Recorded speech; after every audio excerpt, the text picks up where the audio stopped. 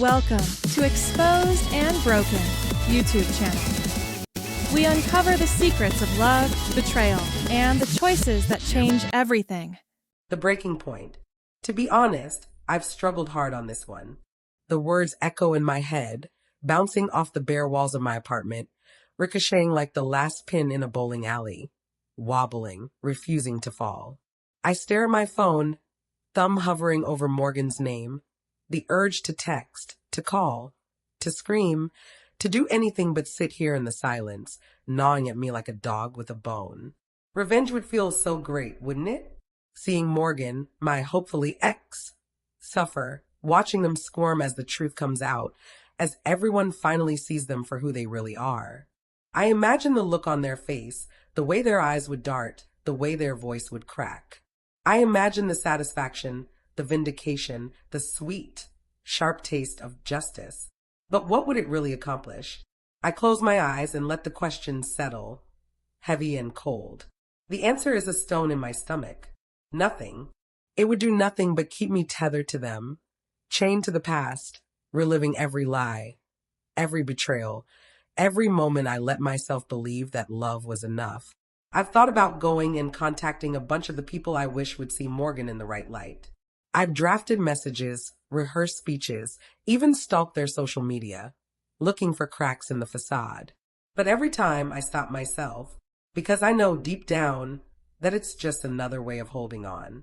Another way of making Morgan the center of my universe, even if it's just to hate them. I want to move on. I want to forget. But forgetting is harder than it sounds. The apartment is too quiet. The clock ticks, the fridge hums, and somewhere outside, a siren wails. I get up, pace the room, run my hands through my hair. My reflection in the window is a stranger. Eyes red, jaw clenched, shoulders hunched like I'm bracing for a blow. I remember the last fight. The way Morgan's words cut, sharp and precise, like they'd been saving them up for just this moment. The way I shouted back, desperate and raw, saying things I can't take back. The way the doors slammed, the echo lingering long after they were gone. "You're suffocating me, Jules." Morgan had shouted, face flushed with anger. "You want to know everything, control everything. I can't breathe around you anymore." The accusation had hit like a physical blow. Me, controlling? When I'd been the one waiting up nights, wondering where they were, who they were with. When I'd been the one making excuses to our friends about why Morgan had missed another dinner, another birthday.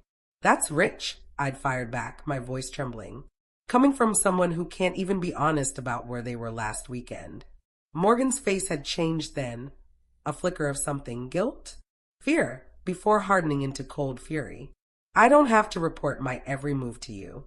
This isn't working, Jules. It hasn't been for a long time." And just like that, 3 years crumbled to dust. I want to hurt them. I want them to feel what I feel. But I know, God, I know that it won't help. It won't heal me. It won't make the nights any less lonely, the memories any less sharp. If I really want to get past it, I have to let go. I have to focus on myself, on putting the pieces back together, on becoming someone who doesn't need Morgan's approval, or their apology, or their pain. I sit back down, take a deep breath, and open my journal. The page is blank, waiting. I write. Best thing you can do is keep yourself going and forget about them. The words look small, fragile, but they're a start. I make a list. Things I want to do. Things I want to be. Not for Morgan. For me. Outside, the city moves on.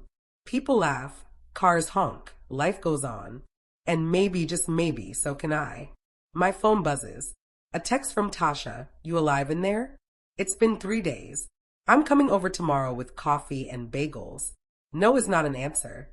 I almost smile. Tasha, fierce and loyal to a fault. The friend who warned me about Morgan from the start. Something about them doesn't add up, she'd said, eyes narrowed in suspicion. I should have listened. Another buzz. Eli this time. "Hey stranger." Checking in. "You know where to find me if you need to talk. Or drink. Or both." Eli, with his easy laugh and shoulder always ready for crying on. The friend who never says "I told you so" even when he could. I set the phone down without answering. Not yet. I need this night, this silence, this moment of decision. Tomorrow, I'll face the world. Tomorrow, I'll start the long, messy process of untangling my life from Morgan's. Tomorrow, I'll begin again. But tonight, I make a promise to myself: no revenge, no schemes, no more letting Morgan dictate my happiness, my worth, my future. The best revenge, after all, isn't revenge at all. It's living well. It's moving on. It's becoming someone so whole, so complete, that when they try to bowling ball their way back in, and they will, they always do, there's no space left for them to fill. I close the journal, set it on the nightstand, and for the first time in days, I feel something like peace. Not happiness, not yet, but the quiet certainty that someday it will come. And that's enough for now. The morning after my resolution, I wake to the insistent buzz of my doorbell. Tasha, true to her word, stands in my hallway with a cardboard tray of coffee and a paper bag that smells like heaven. "You look like hell," she announces, pushing past me into the apartment.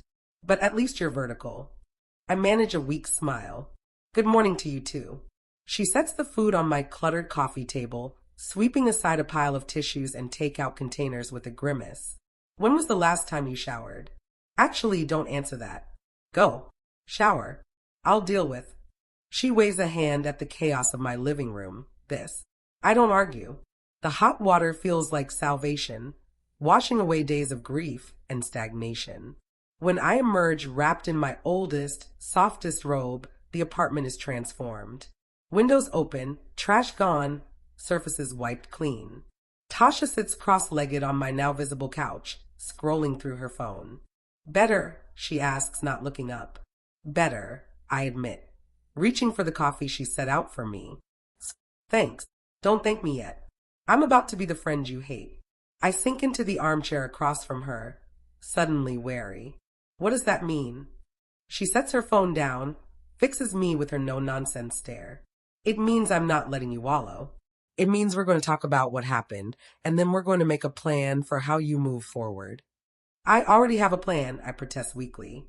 "Hiding in your apartment until you mummify is not a plan, Jules." I take a sip of coffee, buying time. I wasn't planning on mummification, just a strategic retreat. Uh-huh. She's not buying it. So tell me what happened. The real version, not the sanitized one you've been telling everyone else. The bagel turns to ash in my mouth. I set it down, appetite gone. "You know what happened. Morgan left. End of story." "Bullshit. I know Morgan. There's more to it. And there is, of course. There always is with Morgan." The memories flood back, unbidden. The first time we met, at Eli's birthday party 3 years ago. Morgan, radiant in the dim bar light, laughing at something I said, making me feel like the most interesting person in the room. The whirlwind romance that followed, late nights talking until dawn, weekend trips to the coast, the intoxicating feeling of being chosen, wanted, loved. And then the slow shift, the missed calls, the vague explanations, the growing pit in my stomach every time Morgan's phone buzzed with a text they wouldn't let me see. I found messages. I say finally, the words like glass in my throat. On their laptop. They left it open when they went to shower. Tasha's eyes widen. Messages from who? Someone named Alex. I'd never heard of them before. But from the texts, I swallow hard. They've been seeing each other for months. Maybe longer. That lying, cheating piece of. It gets worse, I interrupt, the dam breaking now. When I confronted Morgan, they didn't even deny it. They said my voice cracks. They said they'd been trying to find a way to tell me. That they'd fallen out of love with me a long time ago, but didn't know how to end it. Tasha's face is a storm. "So, they strung you along while they test drove someone new. Classic Morgan. Always needing a backup plan." "I feel so stupid," I whisper. All those nights I waited up, worried they were working too hard, and they were with them. "You're not stupid, Jules. You're trusting. There's a difference. But is there?" Looking back, the signs were so clear. The sudden work trips that Morgan was vague about. The new friends they never introduced me to. The growing distance in our bed. "I should have known," I say, more to myself than to Tasha. "Stop that," she says sharply. "This is not on you. Morgan is the one who lied, who cheated, who broke the promises. Not you. I want to believe her. But the shame is a living thing inside me, coiling around my ribs, squeezing until it's hard to breathe. Have you talked to Eli? Tasha asks, changing tack. I shake my head. Not really. I texted him that it was over, but I haven't given him details. You should. He's worried about you. Eli, who introduced us. Eli, who's been caught in the middle of our friend group since the breakup. I feel a fresh wave of guilt. I will, I promise.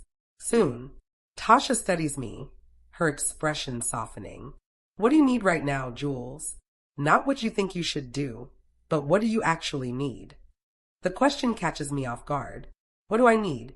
I've been so focused on survival, on just making it through each day, that I haven't allowed myself to want anything. I start, then stop, uncertain. I need to not feel like this anymore. I need to stop seeing their face every time I close my eyes. I need to stop wondering if I could have done something differently. And how are you planning to get there? I think of my journal, the list I started last night. I'm going to focus on myself, on healing, on moving forward. Good, Tasha nods approvingly. That's a start, but you need specifics. Concrete steps. Like what? Like therapy for one. Like reconnecting with the friends Morgan pulled you away from. Like remembering who you were before them. Before Morgan. It seems like another lifetime. I was different then, more confident, more independent. I had dreams that didn't revolve around someone else's schedule, someone else's needs. I used to paint, I say suddenly, the memory surfacing like a bubble. Before Morgan, I had that little studio space in the arts district. You were good, too, Tasha says, a smile breaking through her concern. I still have that watercolor you did of the harbor. Something warm flickers in my chest, a spark of the person I used to be. Maybe I could start again, I say cautiously, testing the idea. Maybe you should, Tasha agrees. What else? We spend the next hour making a list. Concrete steps, as Tasha insisted. Therapy, exercise, reconnecting with old friends, finding a new hobby, or rediscovering an old one. Small, manageable goals that feel both terrifying and necessary. By the time Tasha leaves, promising to check in tomorrow, I feel both exhausted and oddly energized. The list sits on my coffee table, a roadmap back to myself. But that night, alone again in the quiet apartment, doubt creeps back in. The list seems overwhelming, impossible. Who am I kidding? I can barely get out of bed, let alone reinvent myself.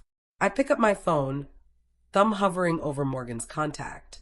One text, just to see how they're doing, just to hear their voice. No. I set the phone down, hands shaking. That's the old pattern. The one that kept me tethered to someone who didn't value me. Not anymore. Instead, I open my laptop and search for therapists in my area. It's a small step, barely a beginning, but it's something. As I scroll through profiles trying to find a face that looks trustworthy, I realize that the knot in my chest has loosened just a fraction. The pain is still there, raw and pulsing, but alongside it, something new, a tiny, fragile seed of possibility.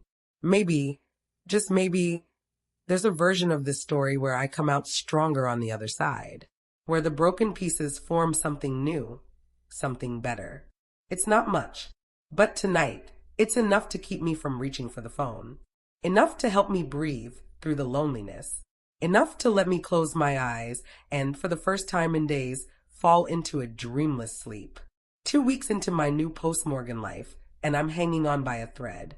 I've made it to 3 therapy sessions, each one leaving me raw and exhausted. I reconnected with old friends, their kindness both a balm and a reminder of how isolated I'd become. I've even set up a small painting corner in my apartment, though the canvas remains stubbornly blank. Progress, my therapist Dr. Chun would say. Small steps. But tonight, as I sit across from Tasha in a dimly lit bar, progress feels like a cruel joke. They're dating publicly now, Tasha says, sliding her phone across the table to me. Eli saw them at Riverfront last weekend. I shouldn't look. I know I shouldn't. But my fingers move of their own accord, taking the phone, eyes fixing on the screen. It's an Instagram post from a mutual friend, a group photo at the popular restaurant, and there they are, Morgan and Alex, arms around each other, smiling like they've been together for years.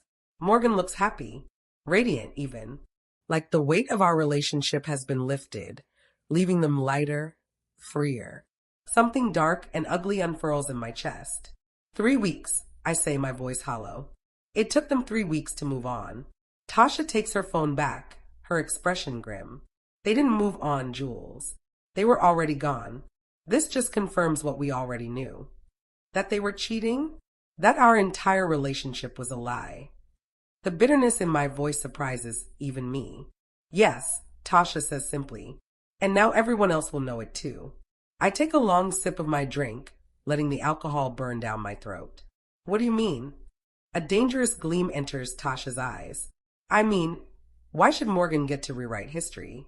Why should they get to play the victim, telling everyone that you were controlling, that they had to escape? My stomach drops. They're saying that? According to Eli, yes.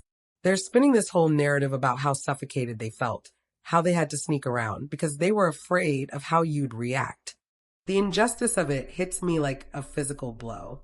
After everything, the lies, the betrayal, the nights I spent wondering what I'd done wrong. Morgan is making me the villain of our story. That's not fair, I whisper, hands clenching around my glass. It's not, Tasha agrees, leaning forward. So let's do something about it. Warning bells sound in my head, but the alcohol and anger drown them out. Like what? Like showing everyone who Morgan really is. Tasha's voice drops to a conspiratorial whisper. I have a plan. And just like that, I'm drawn into Tasha's scheme. It's elaborate, dramatic, and more than a little risky. It involves a party at Eli's next weekend, a party Morgan and Alex will be attending. It involves a recording Tasha has of Morgan from months ago, admitting to seeing someone else while still with me. It involves public humiliation, tears, and the sweet, sharp satisfaction of revenge. As Tasha outlines the details, a part of me recoils. This isn't me. This isn't who I want to be. But another part, the wounded, angry part, thrills at the idea of Morgan finally facing consequences. I don't know, Tash, I say, even as the plan takes shape between us. It seems extreme. Extreme? Tasha scoffs. After what they did to you. After what they're saying about you. This is justice, Jules. Justice. The word echoes in my mind, tempting and dangerous.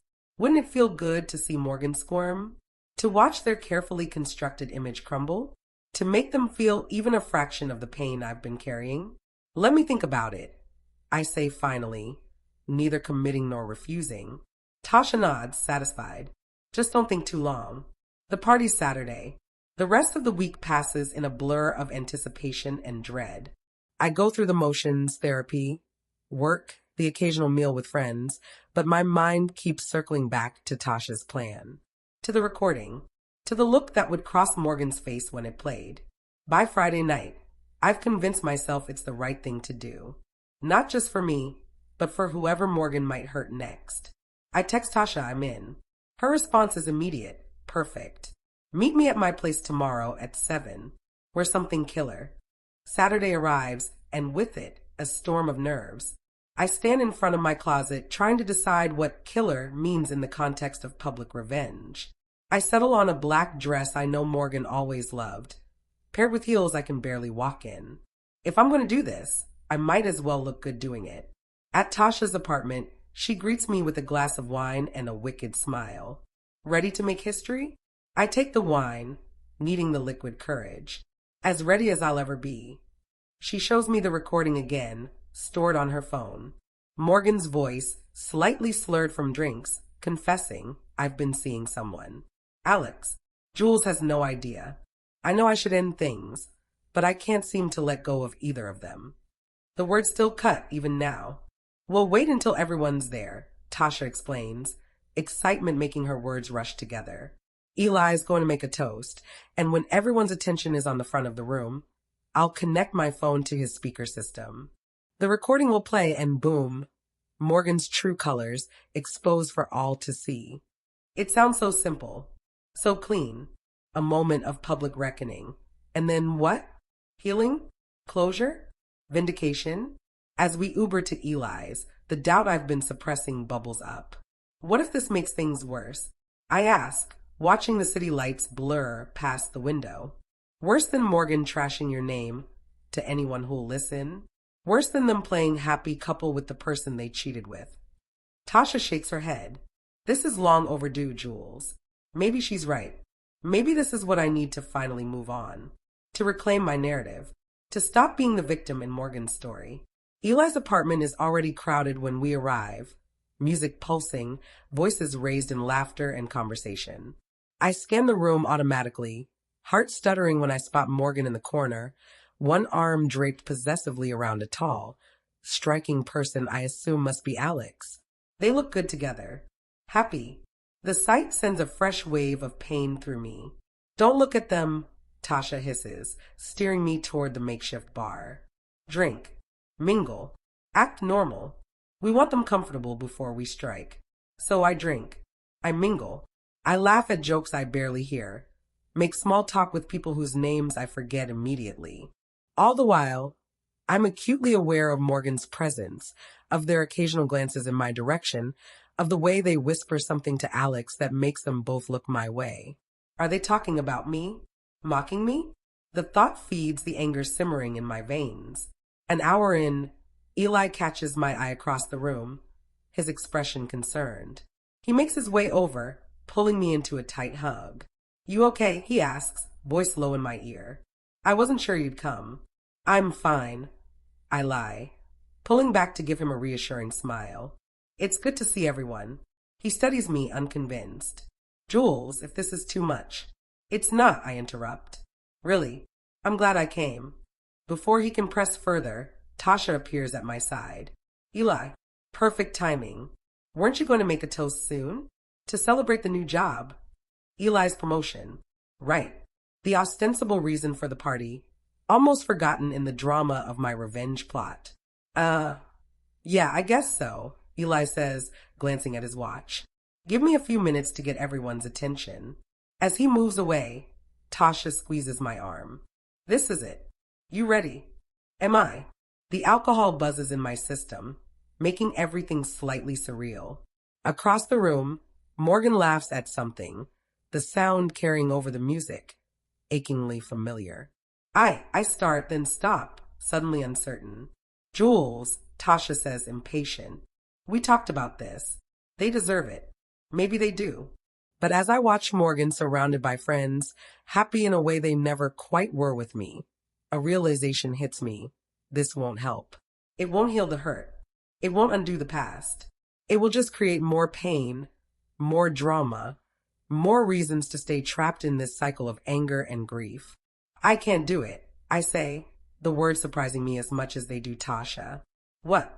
Of course you can. We planned everything. No, I say more firmly this time. I won't do it. This isn't me, Tash. This isn't who I want to be. Her face darkens. After everything I did to set this up? After all the times I've listened to you cry over them? You're just going to let them get away with it.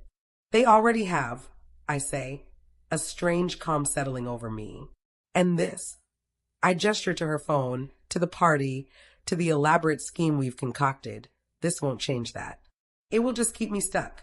That's bullshit, Tasha snaps. You're scared. Maybe I am, I admit. But not of Morgan. I'm scared of becoming someone who needs revenge to move on. Someone who can't let go. Tasha stares at me, disbelief and anger warring on her face. So, what? You're just going to walk away? Let them spread lies about you? Let them be happy while you're miserable? The question hangs between us, heavy with implication. And for the first time since the breakup, I see clearly what I need to do. Yes, I say simply, I'm going to walk away. Not for them, but for me. Without waiting for her response, I turn and head for the door, weaving through the crowd, ignoring the curious glances. As I pass Morgan and Alex, our eyes meet briefly. Something flickers across Morgan's face, surprise, confusion, maybe even a hint of regret. It doesn't matter. I keep walking. Outside, the night air is cool against my flushed skin. I take a deep breath, then another, feeling the tightness in my chest begin to ease. My phone buzzes in my purse, Tasha, no doubt, furious at my defection. I ignore it, hailing a cab instead. As the city slides past the window, I realize I'm smiling, a small, private smile. Not because I'm happy exactly, but because for the first time in months, I've made a choice that feels truly mine. Not a reaction to Morgan, not a scheme born of pain, but a decision to be someone I can be proud of. The revenge would have felt good for a moment, but this quiet dignity, this refusal to be dragged back into the drama, this feels like the first real step toward healing. My phone buzzes again. This time, it's Eli, you okay? Tasha looks ready to murder someone. I type back, I'm fine. Better than fine. I'll explain tomorrow. And I will. I'll explain to Eli and maybe even to Tasha once she's calmed down. I'll explain that revenge isn't the answer, that moving on means actually moving on, not finding new ways to stay connected to the pain. It won't be easy. Tasha won't understand, not right away. And there will still be days when the hurt feels fresh, when the anger rises, when the temptation to lash out returns. But tonight, at least, I've chosen a different path. And that's a start. Please like and subscribe to support me. I've been deeply affected by infidelity, and your support means the world to me. Watch Exposed and Broken to help me rebuild my life, maybe even buy a house one day. Thank you and see you soon.